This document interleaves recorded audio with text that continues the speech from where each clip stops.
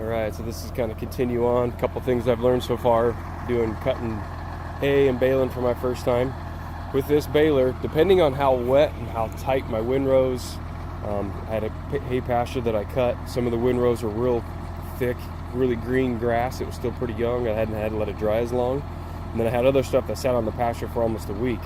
Well, all my first bales were super tight and super heavy, and all my second bales were falling apart. You can grab the strings and one string would pop off. So one thing I have found is that this has a manual adjuster here.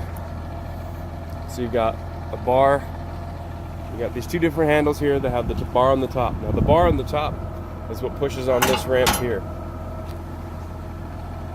Now you do want to adjust that, but it also, as you're squeezing, you can look here, there's also a ramp down here on the bottom.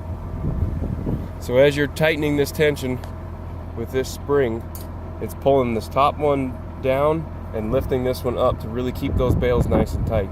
So I found that as I was going, what you start with baling in your field isn't the same setting that you did when you finished baling, at least in my experience, because I was baling it over a week, a couple hours every day for about a week.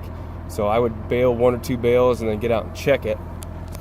And all I was doing so it was equal on both sides is I was just using my hand and my fingers here as my gap. So on my first bales that were wet, I was stacking my hand on top of the spring, and then I would put the top of this adjuster so it was actually touching my thumb.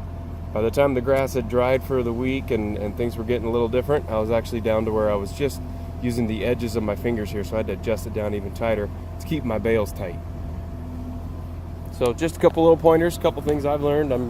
Hopefully I'll get better at this. This is my first year, but this is just the first couple things I've learned is check about every 5 or 6 bales, adjust accordingly with how wet or how dry it is, and go from there.